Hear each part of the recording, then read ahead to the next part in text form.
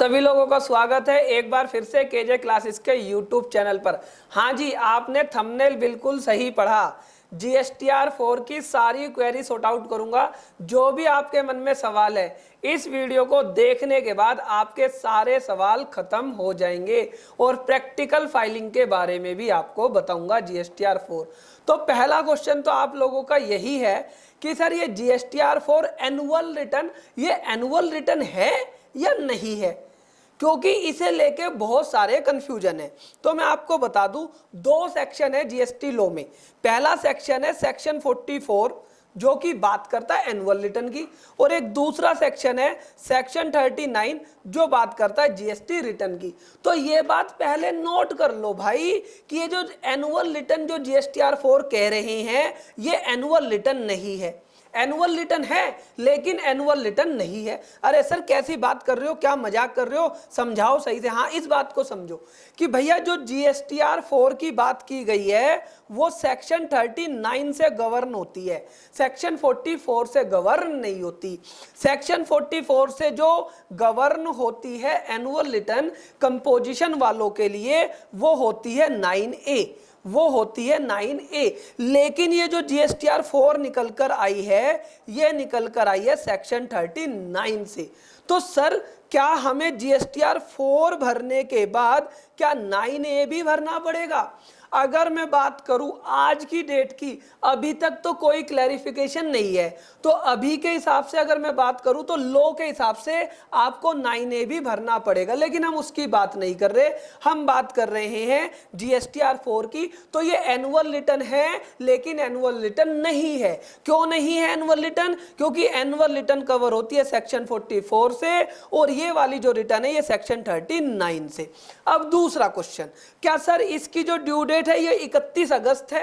ये due date 31 अगस्त नहीं है, इस बात को समझना। इसकी जो डेट निकाली थी, इन्होंने कहा था साल खत्म होने के बाद 30 अप्रैल को फाइल कर देना, लेकिन हम फॉर्म तैयार नहीं कर पाए तो 31 अगस्त तक इन्होंने डेट को एक्सटेंड कर दिया। तो ये एक्सटेंडेड ड्यू डेट है। तीसरी चीज, क्या सर अगर हमने 31 अगस्त तक इसे फाइल नहीं करा तो क्या हम पर लेट फीस लगेगी? क्योंकि CMP 08 में तो लेट फीस नहीं लगती। क्या सर हम पे लेट फीस लगेगी? हाँ जी, इस बात को समझना। चूंकि ये रिटर्न सेक्शन 39 से गवर्न होती है, क्योंकि ये रिटर्न सेक्शन 39 से गवर्न होती है, तो इसलिए सेक्शन 47 के अंदर इसमें लेट फीस लगेगी अगर आप इसे लेट फाइल करते हो तो ये बात आपको ध्यान रखनी है। चौथा क्वेश्चन कि सर क्या ये ऑप्शनल है? क्या ये ऑप्शनल है? नहीं भैया, ये ऑप्शनल नहीं है। ऑप्शनल की जो बात आई थी वो 9A के लिए आई थी, जिसे सेक्शन 44 गवर्न करता है, इसे गवर्न करता है सेक्शन 39। तो ये ऑप्शनल नहीं है, ये आपको मैंडेटरी है, भरनी ही भरनी है। पांचवा क्वेश्चन कि सर अगर मैंने अपना CMP 08 जो कि हमारे को फाइनेंशियल ईयर 19-20 का भरना था, अगर मैंने नहीं भरा तो क्या मैं ये रिटर्न भर पाऊंगा? नहीं भैया, पहले CMP 08 भरना पड़ेगा 19-20 का, तब आप ये वाले रिटर्न भर पाओगे, अदरवाइज नहीं भर पाओगे। सर यहां पर जब हम जाते हैं तो ये एनुअल रिटर्न के बॉक्स में हमारे को ये GSTR4 दिखाता है और आप कहते हो ये एनुअल रिटर्न नहीं है। तो मैंने कहा गवर्नमेंट ना खुद कंफ्यूज है। अगर आप किसी का 18-19 का देखोगे, वहां पर एनुअल रिटर्न के टैब में 9A आएगा, 17-18 का देखोगे वहां पर भी 9A आएगा। लेकिन जैसे ही आप 19-20 का देखोगे, यहां पर 9A नहीं आएगा। तो मेरा मानना यह है कि 9A तो गवर्नमेंट अब खत्म कर देगी, आपका सिर्फ ये GSTR4 रह जाएगा, ठीक है ना। लेकिन देखना होगा कि गवर्नमेंट उसे कैसे खत्म करती है, लेकिन अभी ये मैंडेटरी है। अब इसके अंदर अगला सवाल जो GSTR4 की फाइलिंग के समय तुम्हें परेशान करता है, अगला सवाल क्या है? सर क्या इसमें परचेज डालना मैंडेटरी है? तो पहले मेरी बात को ये समझना, आप लोगों को जो कंफ्यूजन है ना, आप लोगों को कंफ्यूजन है कि भाई जो GSTR4 पहले हुआ करता था और ये जो GSTR अब है, इन दोनों में अंतर है। पहले जो GSTR4 हुआ करता था वो हुआ करता था क्वार्टरली, अब जो GSTR4 है वो होता है ईयरली। तो इन दोनों में अंतर है। तो इसके सारे प्रोविजन जो आपने यहां पढ़े हैं वो इस ईयरली वाले पर मत लगाओ, यहां की कहानी यहां अलग है, पहली चीज, ठीक है ना। तो सर क्या परचेज बताओ ना, परचेज डालनी है या नहीं डालनी।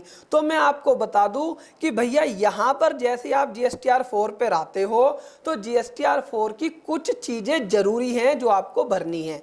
यहां पर 3 टेबल इन्होंने दी है और 3 टेबल जो इन्होंने कहा है उसमें क्या बोलते हैं ये कि भाई अगर आपने इनवर्ड सप्लाई रजिस्टर्ड पर्सन से ली है तो आपको डिटेल डालनी है। सर मैंने तो 50 लोगों से इनवर्ट सप्लाई ली है तो क्या मैं सबकी डिटेल डालूं। हाँ भाई डाल दो। सर ऐसे तो डिटेल डालने में मेरे को बहुत टाइम लग जाएगा, क्लाइंट ने फीस दी है सिर्फ 2000 5000। भैया ऑफलाइन यूटिलिटी फॉलो कर लो, वहां से जल्दी फाइल कर लोगे। लेकिन ये आपको रजिस्टर्ड सप्लायर से, जो रजिस्टर्ड सप्लायर है, अगर आप उनसे कोई इनवर्ट सप्लाई परचेज करते हो वो आपको सप्लायर वाइज और रेट वाइज देनी पड़ेगी। Sir supplier wise rate wise कैसे, मान लो एक सप्लायर से तुमने 20 बिल लिए, ठीक है ना, पूरे साल के अंदर, तो 20 बिलों का टोटल कर लो, 20 बिलों का टोटल कर लो और सारी की सारी इनवर्ट सप्लाई एक बार में डाल दो। हाँ रेट वाइज, अगर 2 आइटम है 5% 12% तो भैया रेट वाइज आपको डालनी पड़ेगी।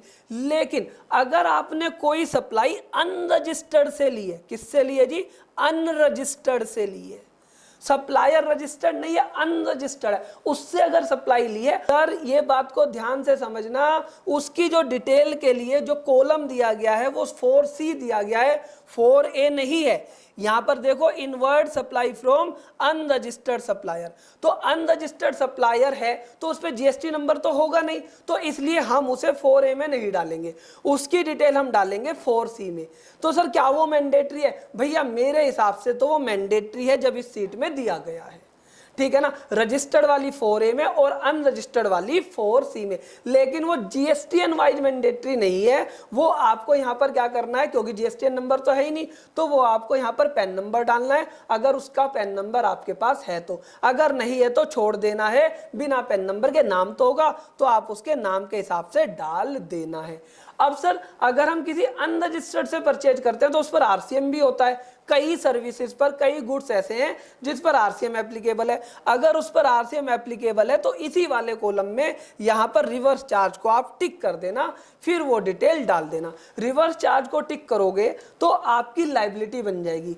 आपकी लाइबिलिटी आपने या तो CMP 08 से भर दी होगी, अगर नहीं भरी है तो आप वो वाली लाइबिलिटी यहाँ से पे कर देंगे। और सर अगर मैंने किसी रजिस्टर्ड से परचेज करा, अगर किसी मैंने रजिस्टर्ड से परचेज करा और उसकी आरसीएम में मेरी लाइबिलिटी है, हाँ जी ऐसा भी हो सकता है। मान लो जैसे आपने ट्रांसपोर्टर से कोई सर्विस ली, अगर आपने ट्रांसपोर्टर से कोई सर्विस ली, इस बात को समझना, और वो रजिस्टर्ड है तो वो जाएगी 4B में, और अगर वो अनरजिस्टर्ड है 4C में। तो इसका मतलब यहां पर ये कंक्लूजन निकल कर आया कि भाई हमारे को सारी परचेज डालनी है, चाहे वो रजिस्टर्ड से हो, चाहे वो अनरजिस्टर्ड से हो, चाहे उस पर आरसीएम एप्लीकेबल हो।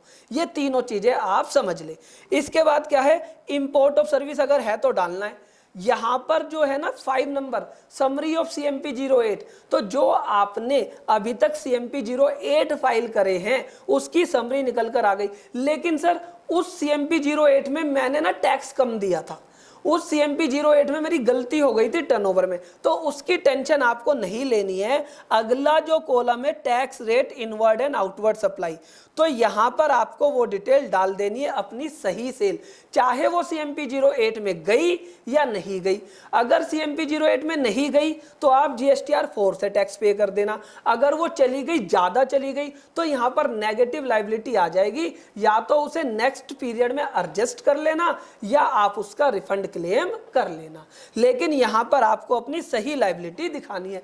एक व्यक्ति कहता है नहीं भैया मैं तो CMP 08 में जो गलती हुई है अप्रैल मई जून के CMP 08 में ठीक करूंगा, मैं तो GSTR 4 में सही नहीं करता। भाई तेरी इच्छा है, नहीं करता मत कर, तू अप्रैल और मई जून में भी ठीक कर सकता है।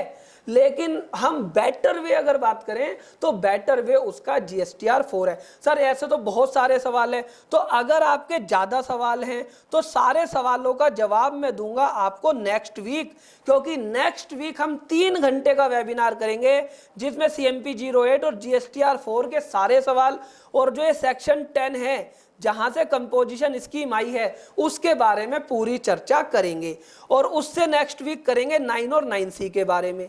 तो अगर आपने अभी तक अपना रजिस्ट्रेशन नहीं कराया इन वेबिनार्स के लिए तो इस नंबर पर कॉल करके आप अपना वेबिनार का रजिस्ट्रेशन करा लें। और दूसरी खुशखबरी आपको बता दूं, 15 अगस्त के अवसर पर जो हमारी मैगजीन, हाँ जी मई वाली मैगजीन मिल गई ना सैंपल कॉपी, ऐसा कोई व्यक्ति नहीं होगा जिसे सैंपल कॉपी नहीं मिली होगी। नहीं सर हमें अभी भी नहीं मिली। अब अगर अभी भी नहीं मिली है तो इन दोनों नंबर पे व्हाट्सएप करके बोल दो, सैंपल कॉपी दे दो, मई की आपको मिल जाएगी। और जुलाई का एडिशन और अगस्त का एडिशन सब लोगों को मिल गया होगा जिन लोगों ने सब्सक्राइब करा लिया।